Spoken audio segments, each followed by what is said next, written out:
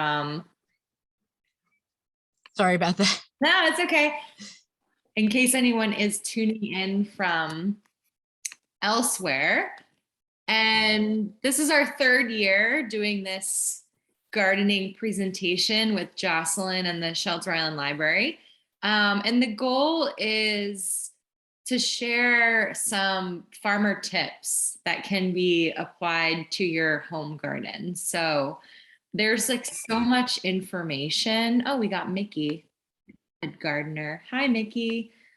There's so much information that we could talk about, but for the sake of keeping this to an hour and having enough time for questions, I wanted to just get like a brief idea of if there are any specific topics that anyone's interested in hearing about, like, for example, compost, or when to plant certain things, or direct seeding versus transplanting. Also, if you want to share, if you're a beginner, if you've had a garden for a while, I would love to kind of go around if you'd like to share, and let's just keep it to like, a minute each. So, and you'll have to unmute yourself to talk. So would anybody like to share a question or specific topic they're interested in, or just even about a little bit about your garden? I have a tiny little bit of garden. My name is Margaret, but I can't get my picture on here. Hi, so, Margaret. Hey, Tino, I miss my chickens. They miss you. Where are the chickens? Do you have chickens? Yeah, they're out on the north pasture. Okay. I have to go say hi sometime. Yeah. All right, I cannot get this picture to come in. That's okay. Is there something specific you wanted me to talk about today for your garden? Just need whatever you can give me. I seem to have most luck with my tomatoes. And I think I'm just going to stick with them this year because I used to have lettuce and a couple lettuces, peas, and not a whole lot. It's only about 12-foot square, so it's tiny. Okay, awesome. But I don't know. I think my soil must deplete, and I'm trying to find out how to replenish the soil. I've tried composting, not very good. I've put coffee grounds and eggshells and stuff like that, and so I think my soil could use some help. Okay, we'll definitely talk about soil testing and amending. So that's a really great topic, and we'll talk about tomatoes too. I know everybody loves growing tomatoes. Oh yeah. Thank you, Margaret. Does anybody else want to share a specific topic they were hoping to get some information about tonight, so I make sure I talk about it? Mickey? Hi, how are you? I really only have had a garden for 1 year. This will be the second year, but I'm kind of interested in companionship gardening, like what you can plant next to, things like that. Right, companion planting. Awesome. Cool. Thanks, Mickey. Okay. Anyone else? All right, well, if you have a question at all at any point, just feel free to unmute yourself. I talk a lot, so sometimes I just need to be stopped. Everything we're going to talk about is coming from an organic perspective. So what that really means is, no use of synthetic chemicals, no genetically modified organisms. Everything is intentionally implemented to build the health of the natural soil ecosystem. And that's how we farm at Sylvester Manor. So a lot of times, especially when you're getting started out, gardening and farming is kind of like trying to control chaos, right? So we're doing our best to control something that can't be controlled, which is nature. So when you're first getting started, or even when you're like a seasoned grower, it's really hard not to get bogged down by pests, by plant disease. They're inevitable. They happen. And it's really hard not to think about just fixing the issue at hand, like that specific pest or disease. But this philosophy of organic growing is really a little bit more holistic. You have to kind of zoom out a little bit and think of a more long-term approach. So Elliot Coleman talks about a plant positive approach rather than a pest negative approach. So rather than thinking about eliminating specific pests or diseases, we want to focus on building our soil health and our soil ecosystem over time. Like the pests will come and go, but when we have really healthy plants, they'll be less growing in good soil. They'll be less susceptible to pest and disease pressure. So there's a lot of emphasis on soil health. I'm not a soil scientist. I work with soil scientists very often from Cornell. A lot of farmers are really interested in soil science. This is definitely like one of my weaker areas, but that doesn't mean that I can't succeed. So just some really basic things to think about in terms of soil health and how it applies to your garden. Healthy soil, like we said, builds healthy plants. Soil microbiology, I'll refer to that a lot, are all of the little critters, nematodes, bacteria that are working together in your soil ecosystem. And those microbiology are breaking down organic matter. In that process, they're releasing nutrients, they're releasing nitrogen that are feeding your plants, they're improving the structure of your soil, they're increasing the water retention capacity of your soil. Organic matter is like one of the most important things that we want to build in organic gardening. And then there you have a concept of fertility, and this is a little bit different. This is just the ability of your soil to provide enough usable nutrients and water to promote plant growth. So we want to build organic matter, which will increase our soil fertility over time. There's a couple of different factors that go into setting yourself up for success in your garden. You want to have adequate sunlight. Water access is important. If anybody here is thinking about creating a garden for the first time, this is a really easy thing to overlook when you're like really excited and you found the perfect spot and, oh wait, how far away is it from water? Make sure you have water that's easily accessible. You want it to be on a pretty even slope. And especially, you know, if you are farming on Shelter Island, where we have really heavy soil, we have a lot of silt in our soil. You have to think about things like soil erosion. So wind and water running down really steep slopes will erode your soil over time. So topography is actually really important. And then think about access, you know, like, is it going to be easy to get in and out? Think about your pathways, the space between your plants. I think that's a really easy mistake to make, is planting things too close together and not leaving yourself enough room to like get in there and weed, get in there with your basket, get in there with your hoe to cultivate. So I always encourage people to leave like a minimum of 12 inches for your walkways in your garden. Drainage, another really important factor. We're pretty lucky on Shelter Island and Eastern Long Island with the kind of soil we have. Generally, we have sandy loam or loamy sand, which has a lot of sand in it, like the name says. mostly Bridgehampton, Montauk loam, Plymouth loam are the specific names of the soil. So we have really good drainage. When you have more sand in your soil, you have really good drainage.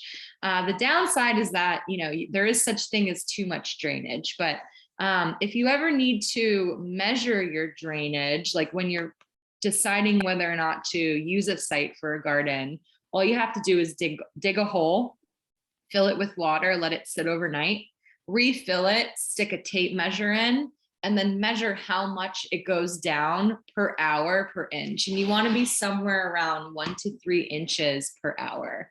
You can amend or improve your drainage over time by adding more organic matter because it's improving the structure of your soil. Soil testing. So this is super important. This is like one of those really great tools that you can have in your pocket that kind of feels a little bit intimidating, but doesn't have to be.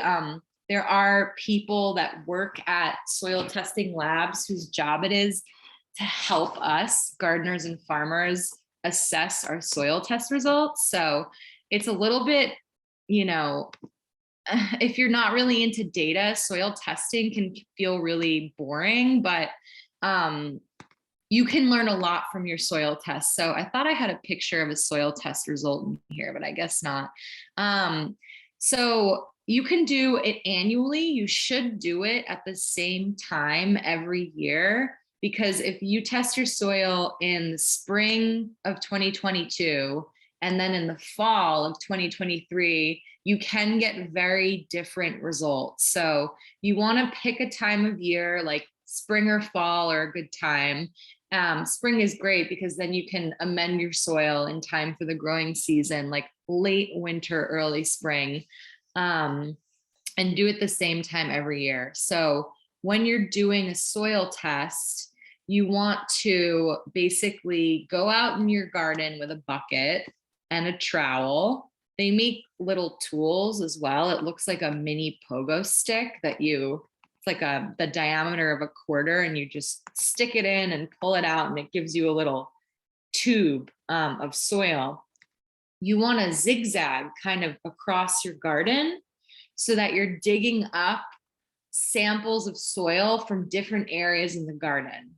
I do this in the windmill field at Sylvester Manor we do this, according to sections. So we do the east side of the field, like 15 different samples from random places in the field, put them all together in the bucket, mix it up. You want to do it on like a drier day if possible, and then put put a scoop of your samples into a Ziploc bag. And then that's what you're going to send in for your soil test, because that way you get a really comprehensive, sample from your whole garden or your whole field. You can send them to Cornell. You can send them to Brooklyn College has a really good soil testing lab. Logan Labs is another really good one, or Dairy One. These are all the names of places where, farmers, professional growers will have their soil tests done. And there's all different kinds of things you can test. You can get into like micronutrients and trace minerals and subsurface hardness and soil compaction, but you don't really need all that. I mean, it's just good to know your pH, your organic matter percentage. You want to be like, I guess I shouldn't say where you want to be because everybody is at a different baseline when you start, but like at Sylvester Manor, our soil organic matter ranges from 5 to 8%, which is actually really good. Like anything above 5 is considered really good. It's really good, healthy soil. And the increase happens very slowly over time as you add compost, mulches, amendments. And so nutrients like nitrogen, potassium, calcium, NPK, nitrogen, phosphorus, potassium, calcium, especially if you're growing tomatoes in that area, they really like a lot of calcium. And then you can get into your trace minerals like, boron and manganese and all of the other they'll usually show up on your soil test, but you don't really need to get into all of the other details. Like I talked about subsoil hardness, or there's something called like cation exchange capacity. And that's like a whole nother presentation that we won't get into. But pH, you want it to be relatively alkaline. So around like, you know, at least 6.5. Even 6 is fine for most vegetables. When you start to get under 6, you know that you're going to have to amend your pH, which is something that you're going to do in the fall. So we'll, I guess we can talk about that later, but the way that you raise pH is through the application of an amendment called lime, like the fruit lime. And the amount that you apply will vary depending on how much you need and what your pH is. But every time you do a soil test, you'll always have instructions on the bottom of the soil test with recommendations for how much of each amendment you need to apply. For example, if you're low on nitrogen, the agronomists and the soil scientists that did your soil test will tell you how much nitrogen they recommend applying that year. Same thing with your pH. If your pH is really low and you want to bring it up because you're growing tomatoes and lettuce and cucumbers and corn, they'll give you a recommendation of how much lime to apply. Or, for example, if you're planting blueberries, like we just planted a bunch of blueberries at Sylvester Manor, they like acidic soil. So they like a soil pH of like 5.3 or 5.5. So if you want to lower your soil pH, you need to add sulfur. So similar concept, you'll get a recommendation of how many, it's usually pounds per acre of how much to apply. And then you can just convert that to square feet if you're not gardening at an acre scale. So lime to bring up your pH, sulfur to bring down your pH. There's also different kinds of lime, but I'll just leave it at that for now. Lime, generally, we're going to apply in the fall. It's a slower release amendment, so you usually don't see the results right away in your soil test. That's why it's good to keep testing every year. So a little bit about amending. Yes. You say just add the lime in the fall, not now. Yeah, I mean, you can Is that lime correct? now, but it takes a while before it becomes activated and available to your plants in the soil. So yeah, you know, it's best to lime in the fall, Margaret. Okay, thank you. Of course. Same thing with sulfur. I mean, we're going to do a small application of sulfur this spring because we got the blueberries in the ground, but we're going to do another application in the fall as well because it is like a slow release amendment. I know Jocelyn is starting a raised bed container garden this year. Is anybody else gardening in a raised bed or a container? Awesome. So container gardens are great. I think they look beautiful. They're really aesthetically pleasing. They can be really ergonomic. You can make them higher up so that you don't have to bend down as far. They're really great for areas where you have poor soil quality. So if you do a soil test, for example, and it comes back like high in toxic heavy metals and you can't grow in the native soil, a container garden is a great solution because you can put your own soil in there.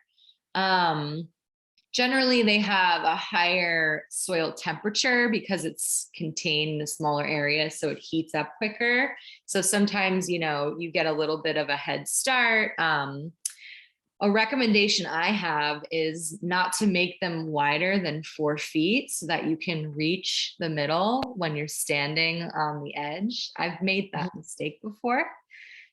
And depth is definitely a consideration that you want to make too. So depending on what you're growing and the general size of the root structure, you know, that'll determine how deep you want to make your planters. So if you're looking to grow like tomatoes, corn, cauliflower, plants that have like a really big root structure, you want to make sure you have at least 24 inches of soil. You can even go 3 feet.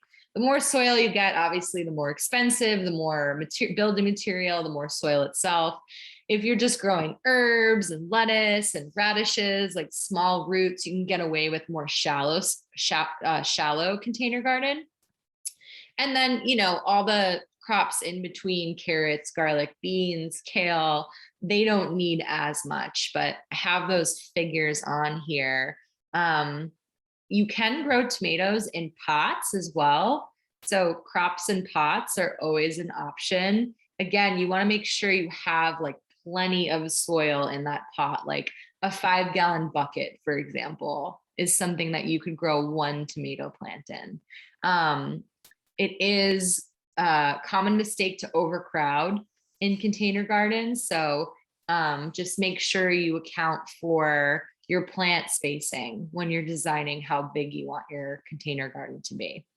Never use treated lumber. It leaches, and lumber's really expensive. So Jocelyn got a really nifty metal container garden this year, which sounds really awesome. And you can use locust, you can use cedar, Douglas fir. Those are like your stronger, longer lifetime woods. I know Island Time on Shelter Island, they do custom garden installations. So just plugging them in. If anybody is looking to have a container garden installed and you want something really beautiful, like made out of wood, Island Time Farms, they do container garden installations. And then in terms of what kind of soil you want to fill your container with, you want about a 2-to-1-to-1 ratio of topsoil to organic matter, which, it would be compost, to sand or perlite. Not too much perlite. If you put too much perlite, you're going to have way too much drainage or too much sand. So actually, I think I would maybe even adjust that. It would be like way more topsoil, half the amount of topsoil of compost, and then like a dash of sand and perlite. You just want a little bit of drainage. You want the water to drain through and not just sit stagnant in your container. And as a result, sometimes you have to water them a little bit more frequently because you have that really great drainage in a container garden. So things might dry out a little bit faster than if you have them in the ground. So compost. I love compost. We make compost at Sylvester Manor. You could make compost in your yard. It's really not that hard, I promise you. So compost feeds your soil microbiology. Fertilizer feeds your plants. So your soil microbiology will slowly break down compost, and in that decomposition process, they'll release nitrogen, which fertilizes your plants. Fertilizer is like a direct hit of nitrogen and potassium and phosphorus. Those are the 3 nutrients that are usually represented in your standard fertilizer, even organic ones. But compost is something that you want to be adding every year. You want to do, 1 to 2 inches if you're on a great fertility plan and you have a really nice level of organic matter in your soil, like you're at that, 5 to 8% range. If you're starting, from scratch, or you have really low organic matter, or you have bad drainage, or really compacted soil, then you can apply more. I mean, we applied, I think we applied 1,000 yards of compost on 4 acres last year at Sylvester Manor. We did like 4 to 6 inches per bed, which is a lot because we hadn't amended our soil in a really long time with compost. So, and we saw it in the soil structure. It was really compacted. It turned into concrete after it rained. It took a really long time to dry out in the spring. It's really interesting because if you go just over the ferry to Amagansett or the North Fork, their soil is so much sandier than it is here on Shelter Island. So that compost application is really important. it's okay to add composted manure right before planting. You don't want to apply raw manure right before you plant. So you need about 120 days between the time you plant, you apply raw manure and the time you harvest a crop from that area. If you are using raw manure, horse manure is amazing. Chicken manure is amazing, or chicken poop. You can just top dress that on your garden beds, just apply it on the top, lightly incorporate it into the top couple of inches of soil. Just know that, you know, you don't want to grow like quick harvesting greens in that area. You want that 120-day window for food safety. Certain crops too, like you can do 90 days, but let's just call it 120 to be safe. If you apply compost, you don't have to worry about that. We actually use the compost from the recycling center. So we received a grant in 2020 and 2021 at Sylvester Manor to create our own compost program, because we realized how difficult it was to get compost brought to the island. And, you know, there's all this compost at the recycling center that was just kind of sitting there, and they're even like, you know, shipping it off island, like that's how much there is. And we wanted to, yeah, I know, we wanted to kind of like close the loop, and there's so much food waste on the island too. So anyway, long story short, we created this compost program. We got funded through a private grantor, the Robert and Ira Gordon Foundation, and did a bunch of research on the compost at the recycling center, because we wanted to make sure that there were no persistent herbicides or persistent chemical residues or heavy metals present in the compost. Excuse me. Persistent herbicides or persistent chemical residues don't break down in the compost process. And, you know, there are farms that I've seen that have to move to new land or take certain areas out of production because of persistent herbicides. So that was really important to us, that those were under unsafe levels. And same thing with heavy metals. You don't want to be growing in a heavy metal in soil that's high above safety thresholds for heavy metals. So they get it all tested every year, actually. And we had that sent to Cornell, and we talked to a soil scientist about it, and they were like, yeah, you're good to go. You got green light. It's totally safe to use. So if you're wondering about like where to get compost and you're on the island, the compost, or I think they actually call it screened topsoil at the recycling center, is good to use.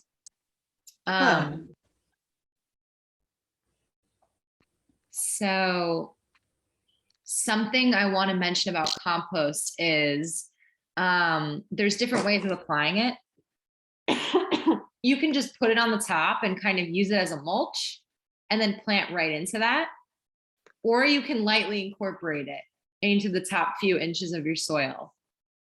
I will say, if you're planning on incorporating it, you want to make sure that you don't have big chunks of wood chips or branches, because what can happen is you incorporate those big chunky chunks into your soil, and your microbiology is so focused on breaking those down that you can actually rob the nutrients that you need for your plant growth. So it's counterproductive to incorporate an unfinished compost into your soil. You can just put it on top, you know, and it'll slowly break down. It's really that incorporation of the unfinished compost where it becomes problematic, and you see something called nitrogen tie-up. So the compost at the recycling center is screened, so that's really good. If you decide to make your own compost, I recommend using leaves. So this is a little bit of a segue, and I'll try not to talk too much about this, but this is something that I feel like people are really interested in, is making homemade compost. And really the key to making compost well is a proper balance of carbon and nitrogen. So carbon are your brown inputs: leaves, straw, hay, wood chips can be a brown input, cardboard, brown paper. And then your nitrogen, your green materials. So manure is a green material, food scraps, fresh grass clippings, fresh plant residue. So like, you harvest your lettuce and you cut off the stem, that stem can become a green input for your compost. And you want to have a 2 or 3 to 1 ratio of carbon to nitrogen. Otherwise, if you have too much nitrogen, first of all, it's going to stink. Second of all, it's going to be a wet, soppy mess. And trust me, I've done it wrong. You can never unsmell a compost pile that has too much nitrogen. If you have too much carbon, on the other hand, what can happen is your pile just never heats up. So it takes a really, really long time to break down. So you need a proper ratio of carbon, brown materials, to nitrogen, green materials. And then you need your aeration. So you have to turn the pile. We turn our compost every 2 weeks at Sylvester Manor. And the aeration is what helps it get up to that ideal temperature range of 140 to 160 degrees. For a certain period of time, you have to be in that range in order for it to break down and to finish. If you don't hit that range, you don't hit that 140 degrees, weed seed, diseases, mostly weed seed and disease are the things we have to worry about, won't break down enough. So you want to make sure if you are composting at home that you buy a temperature probe. You can stick it in your pile. You'll turn your pile over. You'll add your nitrogen. You'll add your carbon. You have maybe like a nice little pile of leaves next to your pile that you just keep stockpiled there. You add your food scraps. You add your leaves. You turn it every 2 weeks. You aerate it. You can even just stick a pitchfork in and move it around. You don't have to like flip it over. And then the next day you check your temperature probe and you want it to go through that 140 to 160 degree range for, I would say, like at least a couple of weeks. And then you're going to get to a period where it finishes breaking down and it doesn't heat anymore. And it'll look different and it'll smell different and it'll be nice and moist and it'll smell good. It'll smell rich, like humus, like the earth. And at that point, it's done cooking, it's done composting, and it just needs to cure. So you let it sit, you let it cure, and then you're ready to spread it. So I feel a sneeze coming. It might be gone. God bless you. Thank you. Maybe it'll come back. So anyway, if anyone's interested in learning more about compost, we can talk more about compost. You just keep it going. Can I just get one question back on the manure? When you're using a processed manure, not raw, Yeah. okay, then you can put that right into the soil. Yeah. So Or does basically, that have to also? Yeah, so basically a composted or a processed manure is essentially compost. It's finished compost. So okay. it's just Okay. the inputs that went into creating that compost were manure. Mhm. So there was probably manure and bedding of some kind because you need that carbon in order for it to fully compost. Right. So when you're spreading composted manure or compost made out of manure, you're okay to just plant right into it right away and harvest, sooner than 90 days. Whenever it's a fresh, raw manure, that's when you want to be conscious of food safety and that 120-day window. Okay. Thank you. Okay. Of course. So these are some tools that I love. I love a nice sharp hand hoe, a scuffle hoe, a trowel, pretty essential, again, especially in this heavy shelter island soil. We have that hand tiller on the right there, which is also a really great tool if you are composting at home. That could be a way that you aerate your pile, is you just stick it in and twist it around. A metal rake is great too. Especially if you're using a lot of mulches like straw or leaves. It's really good for clearing debris out of your planting areas. But at the very least, you need a hand trowel and a hand hoe. Let's talk a little bit about what to plant. Honestly, plant what you like to eat. My first garden that I ever had, I grew up, gardening. My mom always had a garden. Grandparents, they're from Italy. They were farmers there. So that's something that they brought with them here, is always having a kitchen garden. And when I had my own garden, where I was like, nope, don't come in my garden, I'm taking care of it on my own, don't touch it. I planted a ton of string beans, like more string beans than anyone could ever eat. And I was like, I don't really like string beans. And then I was stuck with all these string beans. So grow what you like to eat. Like, if you know that no matter what, you can never have too many tomatoes, like, go for it. If you don't like radishes, don't grow them. Something that you can think about is, how much maintenance does it need?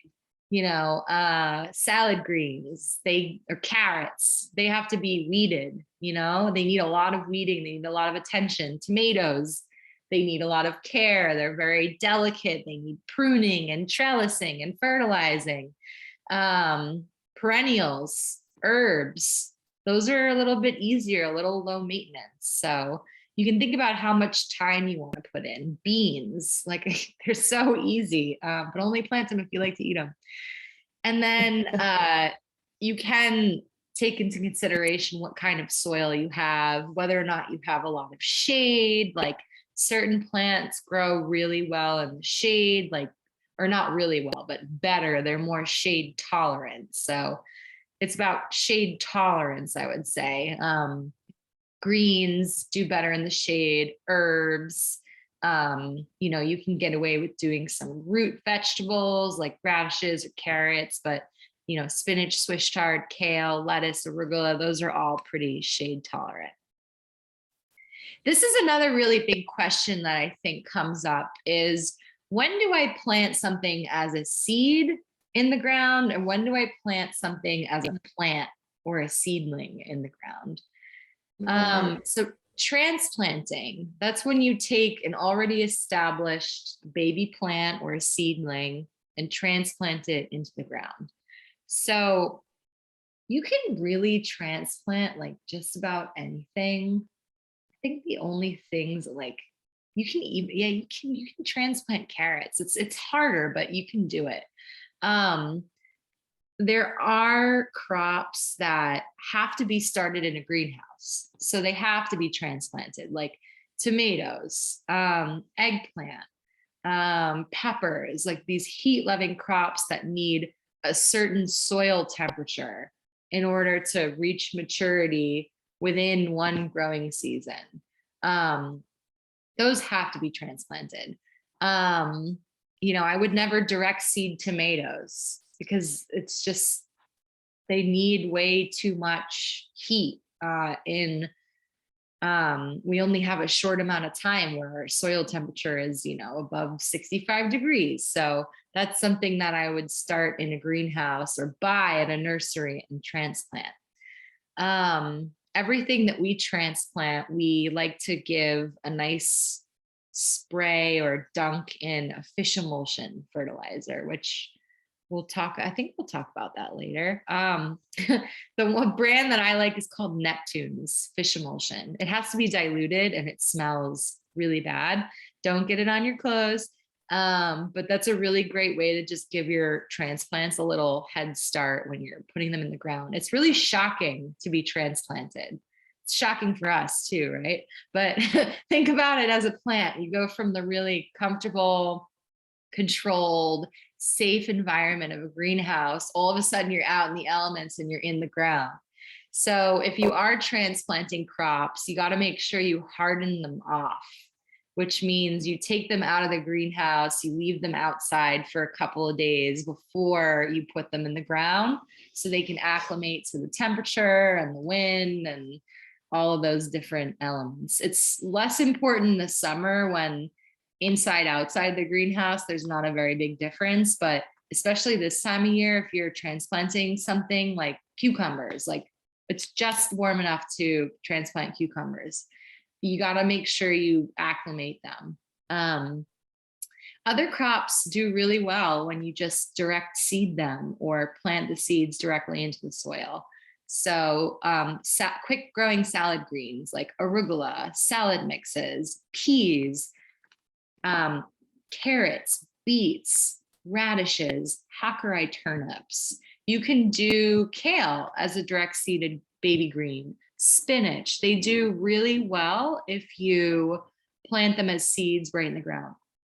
And on every seed packet that you get, it'll come with some instructions that say the depth you plant the seeds, the spacing between the seeds, the space between the rows, and whether or not you need to thin them. I mean, most seed packets say that information. At the very least, they'll tell you the depth and how far apart you can put the rows or the seeds. Like peas, I think we planted like 5 pounds in a 200-foot bed at like, 2 inches deep.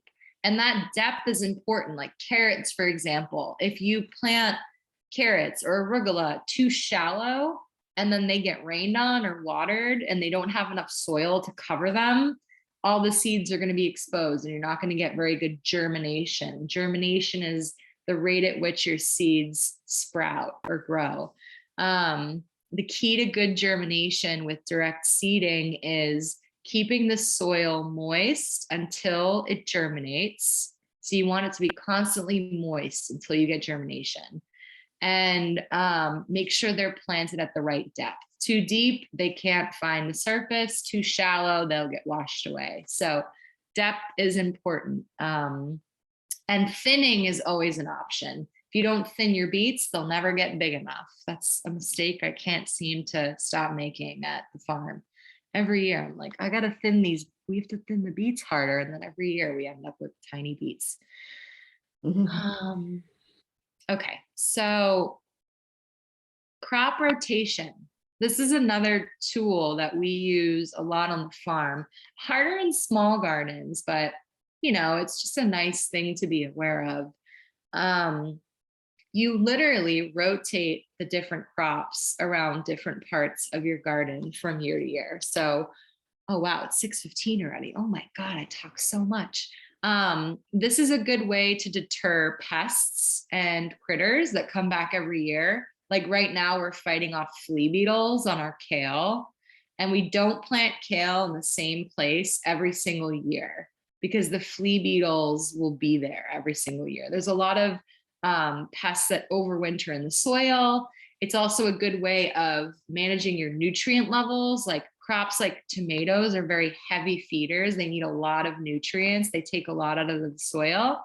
Whereas a crop like a pea or a bean is actually a legume. So it's fixing nitrogen in your soil and it adds nitrogen to your soil. So it's good to distribute the nutrient demands across different parts of your garden. So crop rotation is really good for pest management and nutrient management. And the easiest way to do it is grouping by family. So your solanaceous crops like tomatoes, peppers, eggplant, your cucurbits, cucumbers, summer squash, zucchini, watermelon, your brassicas or cruciferous vegetables, cabbage, kale, arugula, radishes. So similar families, similar pests. Another really frequent question is like, when do I plant all these different crops? And this is important, like you don't want to, you have to think about your soil temperature, your nighttime temperatures. The reason our cucumbers and zucchini are like huge. They wanted to go in the ground like 2 weeks ago. And normally we would plant May 1st, but we've put it off because it's been so cold at night. Like we know we don't want them outside if it's going to be below 40 degrees at night. So you want to look at your nighttime temperatures. You want to think about your soil temperature, your first and your last frost. So really you should think about it in terms of the calendar year reversed. Your last frost is the last time you get a hard frost in the new year. And it's around April 15th here, maybe even later, April 25th. your first frost is when the first time in the calendar year that you get a hard frost. So for us, it's like mid-October, maybe even late October, early November. And so I know, like, once I get that first hard frost, like my arugula is going to be done. My tomatoes are going to be done. Like there's certain crops that just can't tolerate frost. And then there's other crops that do, like radicchio or carrots. Like I'm going to let those ride all winter. I know that they're pretty tolerant of the cold and the frost. So our zone is zone 7A. And what you can do is call a local seed company like Johnny's and they all have customer service representatives. And you can ask them, oh, I'm in zone 7A. When do you recommend planting arugula? And they'll say, 4 weeks after your last frost. And what they mean is 4 weeks after the typical day that you have your last frost in that area. So that would be like second week of May, right? Or seed indoor 6 to 8 weeks before transplanting outside. Don't transplant outside sooner than 4 weeks after your last frost. So that's what they're talking about, those markers, like April 15th, and let's just say November 1st. Bye, Madeline. Thanks for coming. Tomatoes, don't put them in the ground yet. I know it's really tempting. They will sell them at Home Depot in like April. They're lying. Don't put them in the ground until this year. It's probably going to be the last week of May. And again, it's about sorry, what was that? Oh, no. Oh, I know. It's End so of frustrating. May. Everything is so behind this year, but just to give you a general idea, like we start planting in the ground around April 15th. I've made the mistake of trying to get in there earlier in years past, and it's just a muddy, wet, cold mess. And let me tell you another secret. If you plant your tomatoes, you push really hard to get them in the ground on May 15th. And then the next year, oh my God, it's the second week of June and I just got my tomatoes in the ground. They're pretty much gonna be ready at the same time. So, you don't want to wait too long because then your plants don't have enough time to reach maturity and you have a shorter harvest window. So you do want to optimize that planting date, but like generally, like it always becomes ready the same time. Like peas, we didn't get our peas in the ground until like April 20th this year. And I was like so stressed out. And it's like every year I stress, and then every year they're ready at the same time. Wow. Another cool thing you can do is what's called a succession. So this is how we plant at the farm, so that the CSA always has something available. We always have 5 to 7 crops available for the CSA. We plant multiple plantings of the same crop. So if you feel every year like, oh, everything was ready at the same time in my garden. Like I only had stuff like in July and August. It would have been nice to have something earlier in the season or later in the season. You can spread that harvest out by planting in different successions. And just know that when you do plant in successions, there might be periods where your whole garden is not full at once. And that's okay, because it will be probably like the 3rd or 4th week of July, when you have your spring crops are finishing, your heat loving crops are in the ground, and you just got all your fall crops in the ground too. That's like the only time of year that the entire field is full. For us, it's different for everyone, but don't overwater. Water when it needs it. It's good for the plants to go through a little bit of stress. It encourages root growth. People say that like the more stressed out a plant is, like the better the flavor. I mean, I don't know. You don't want it to be too stressed out, but a good way of testing when you need to water is by scratching away like the top 2 inches and seeing if it's moist underneath. Because sometimes it looks dry on top, but when you stick your fingers in, it's actually, it's good, it's moist. And only water when it's like just before it's dry. You don't want to let it get bone dry, but you do want to let it dry out a little bit, except during the first few days after you direct seeded something before it germinates. You want to keep the soil nice and moist. Cultivating. If you can see the weeds, it's too late. So the picture on the bottom is, it's called the white thread phase. So this is when you can barely see the weeds on top of the surface, but they already have these really big roots underneath. That's the best time to be cultivating. So you're just you're doing a shallow stirring of the surface to cut off weeds while they're small. Weeding is when you're pulling out, big weeds. And I love weeding. Maybe you love weeding. Maybe you're going to let your garden get wild so that you get a couple of days of really satisfying weeding. Or maybe, you end up like Megan Mundy over here weeding the windmill field, weeding dill and cilantro when it was just totally lost in the weeds. But a great way to get around weeding, especially if you don't feel like putting too much time into your garden, is by using mulches. So straw is a great mulch. You want it to be really thick, like you can't see any soil in between the straw. Leaves are good. Again, like a couple of inches of leaves.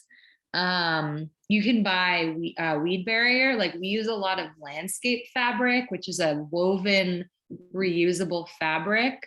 The only thing that you need to take into consideration when using mulches or weed barrier is that, especially if you're using like a black plastic, you're going to get an increase in your soil temperature. So that's really great for things like peppers or tomatoes, because maybe I'll get fruit sooner than I would have.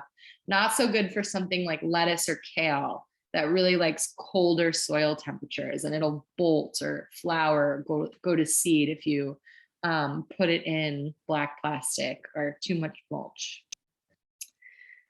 Fertilizer. This is kind of boring, but a simple NPK fertilizer is fine. I like fish emulsion, the Neptune's Harvest. You can get it on Amazon. You can get it probably even at the hardware store. And I like to apply a little bit at planting, and then for really heavy feeders like tomatoes or garlic, corn, or broccoli, you can do a second application after planting. You just want to make sure that you don't touch the roots directly with the fertilizer, because you can burn the roots actually. So you just want to incorporate it in the soil around the plants. And same thing at transplanting, just apply a little bit, work it into the soil, and then transplant or seed. Cover crops, great tool. Cover crops are crops like grasses or legumes or sometimes flowers that you plant just to add organic matter, protect your soil, have a living root structure in the soil at all times, weed suppression. You can use them to fix nitrogen. You can use them as a soil erosion prevention. So like oats and peas are very classic cover crop mix, or rye and clover, or buckwheat. And there's different cover crops for different times of year. And I'm so sorry that I talked so much about soil testing before. So now we don't have enough time to talk about all different kinds of cover crops, but this is something I encourage you to put in your toolbox, because they're really beneficial. It's really good to have a living root in your soil at all times. You want to reduce the amount of time that you have bare soil. When you have bare soil, you have nothing feeding the soil microbiology. It's very susceptible to wind and water erosion. And that's becoming, increasingly more of a household topic, soil erosion and tillage and excessive tillage. So this is one of those tools that can help you improve your soil health over time. It's really pretty. It looks really nice. And there's different ones you plant different times of year. The one thing I will say is stay away from rye grass. It's really easy to establish, but it's very hard to terminate or to kill. And you want to make sure that you give yourself enough time to terminate your cover crop in the spring so that you have a nice clean area to plant into. And you're not fighting off your cover crop like as you would a weed. Debbie, out? Just one out. I wasn't gonna keep them.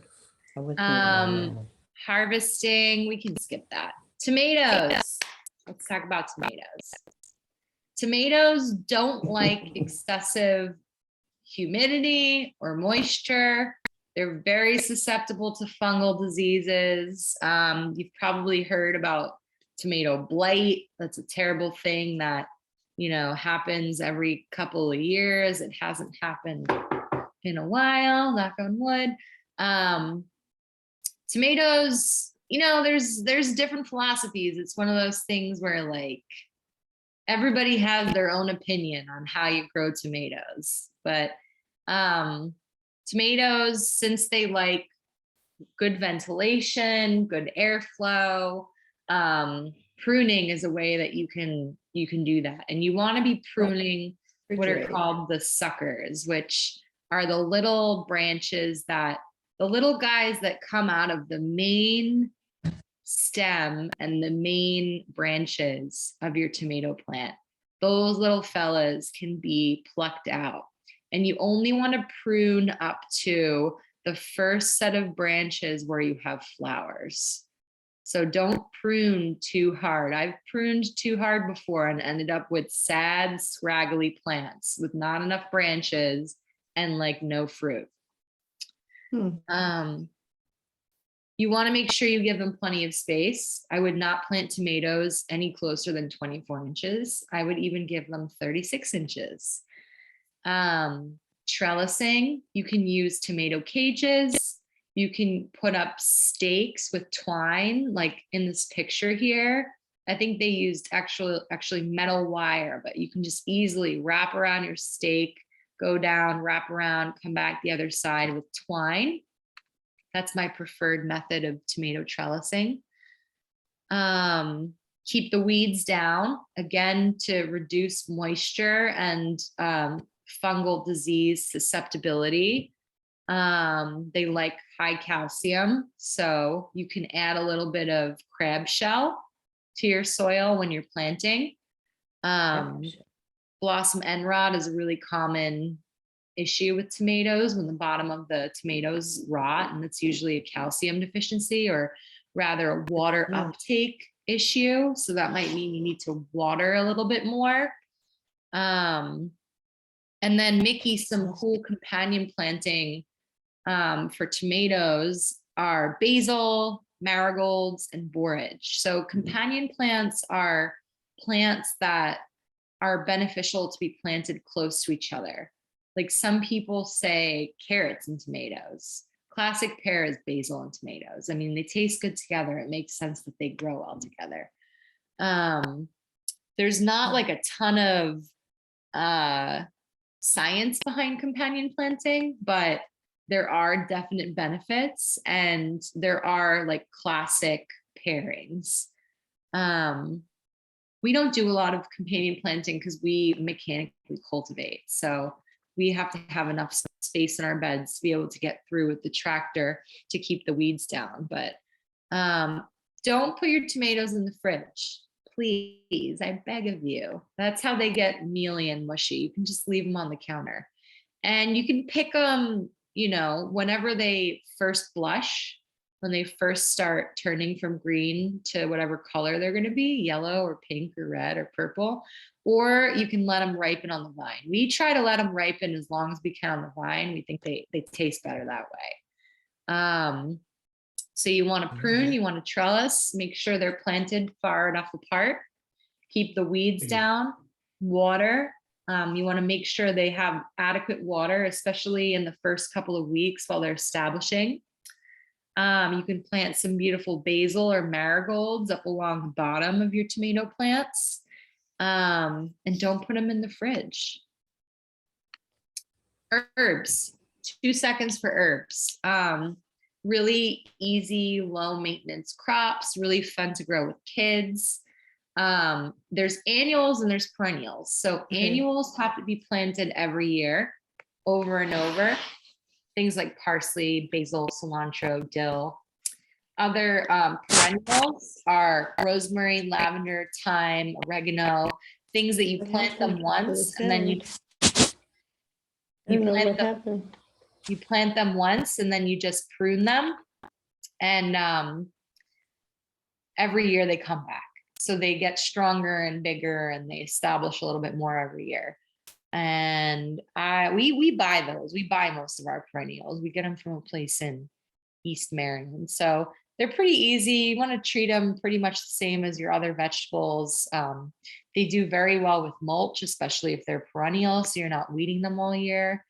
And they can even be grown inside, like on a south-facing window. They don't need a lot of light. Herbs are pretty forgiving. So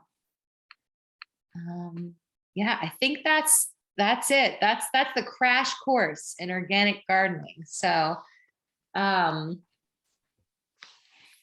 gonna open up the floor to any questions. And I'm sorry if there's something we didn't talk about enough.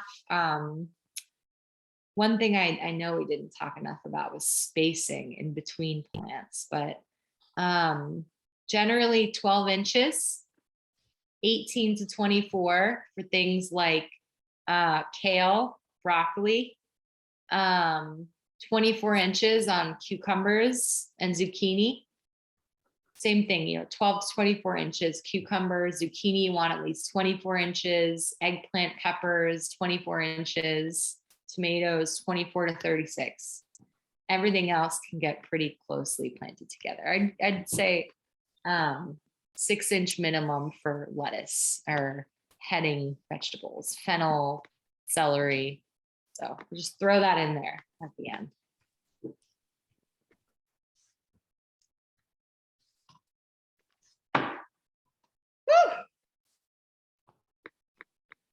That was, I was taking furious notes. Thank you. That was so much good information. I have I hope a quick question. Sure. If I want to, so I'm doing a raised bed. Where's a good place to get? I know I can get the compost from, the recycling here, but for a lot of soil, Yeah. what would you recommend? Yeah. Honestly, I'd probably go bagged. It's more expensive, but I'd probably go bagged. I think I would go with the Coast of Maine brand. And I actually think Chris and Kelsey at Island Time Farm sell it. I think Good. Yeah. And they also sell another really nice compost. It's called SOS for the soil. It's made from horse stables in St. James. And I think Chris and Kelsey are going to start selling that at the farm stand too. Oh, good. Okay. Yeah, I would say Chris and I would start with Chris and Kelsey, see if they have the Coast of Maine potting soil or container soil. If not, I think Green Island. I think you can buy from Green Island if you're not a wholesale customer. Otherwise, like you can go to Lowe's and like they sell bagged topsoil. You just want topsoil. Like I would call a local nursery and ask about topsoil. Okay. And yeah, like even White Oak or, what's another nursery on the island? I'm sure White Oak has it too. Okay. Thank you so much. Yeah, no problem. We didn't even get to talk about garlic. Does anyone have any other questions or comments? Yeah, I do. It's Anton. Great presentation. I planted the garlic from when I was out your way, and now it's about 12 or 14 inches high. Do I have to do anything between now and July, pruning it? Nice. Really the only thing you have to do is keep the weeds down. You Yep. don't even have to irrigate it. It'll be fine with whatever rain it gets. And around late June, it'll send up a flower, which is Yeah, called a garlic scape. Let me see if I can find a yeah, picture. yeah. So SCAPE, I'll put it in the chat. Yeah. Garlic Yeah. scapes. You want to pull those out because otherwise the bulb won't fully develop.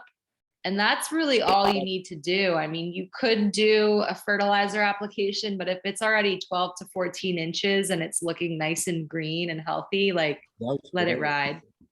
Yeah. The other thing I was going to ask about, you mentioned using grass clippings. If you're getting it from your own yard, you may know about it, but if it's from your neighbors, it could have herbicides, pesticides, mosquito and tick sprays. All the people around me are constantly spraying, so I wouldn't want to use any of their grass clippings. So maybe that's a word of warning to people. Yeah, that's a really, really good warning. Thank you for bringing that up. We're actually really cautious even about leaves, because leaves collected from lawns that have been treated with herbicides or pesticides can contain chemical residues. So exactly like you said, like if you know that your yard is not being treated with any chemicals, like go ahead and add the grass clippings, but otherwise, like you definitely don't want to take the risk. So thank you. Yeah. It's crazy that, you have to think about these kinds of things, but I have a question. I planted onions, little onions, and just the onions. And they've Yeah. gotten the greens on them, and I pruned them. I cut them down because they were really getting high, and with this wind, it was going to be bad. But I'm hearing so many things like if you want real onions, you have to do it from seeds or starts, or I don't know what to expect from my onion. Are they going to be the same as when I put them in, or why do they sell those things if that's the case? First year onions, I don't know. It's confusing. yeah, I'm always wary of like really dogmatic gardening principles because like everybody does things differently. And like, yeah, I mean, we plant what are called slips. So it's basically like a mature, like a teenage onion seedling. And we order them online from a company called Dixondale. They ship them to us and you just plug them right in the ground. That's one of the first things we plant in April, like the second week of April. And really you don't have to do much. Like you just have to keep the weeds down, because if the weeds get too big, then the onions don't grow, or the stems can rot out from excess moisture. And you want to make sure they're at least 6 inches apart so that they have enough space to develop into a full bulb. Harvest time is also important if you're growing fresh onions or storage onions. So fresh onions will not store. You have to eat them as soon as you pick them, and you want to pick them like when they're ready. Whereas a storage onion, you let it grow and then you let the plant like die back all the way and it looks dead in the field. And on a dry day, and only on a dry day, you pull them all out of the field and you let them cure, and they keep through the winter.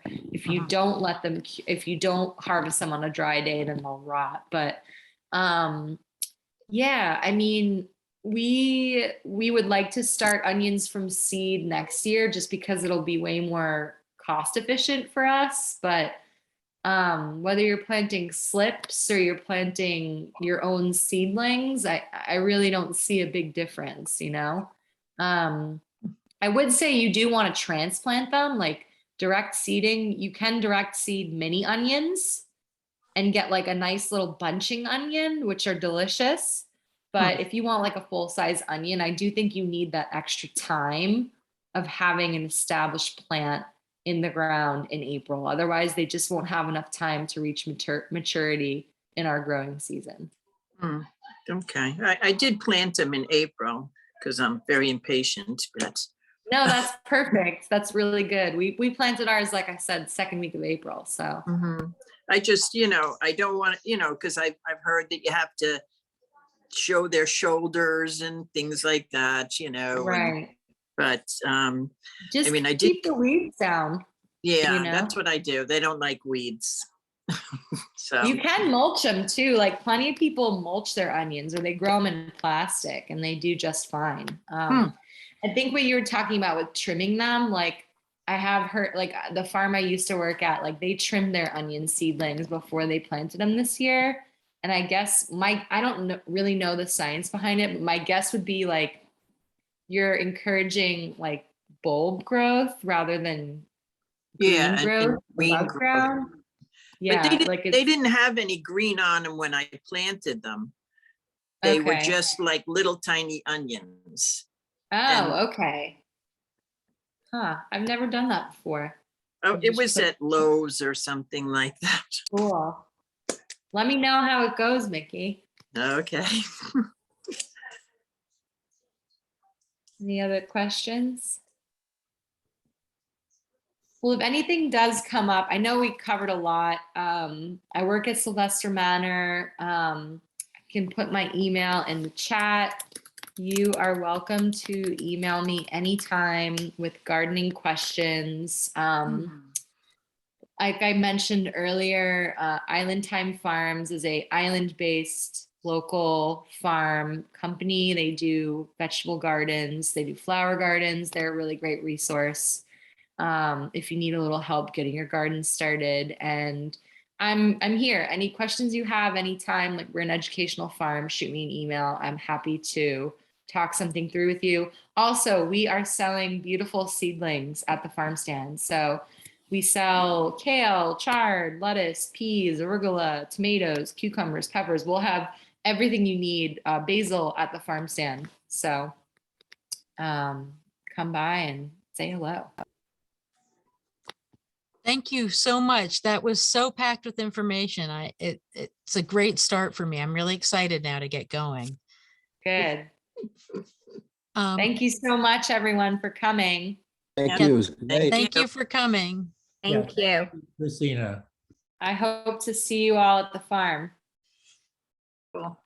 All right. All right. Good night. Take care. Good Bye. night. Good night.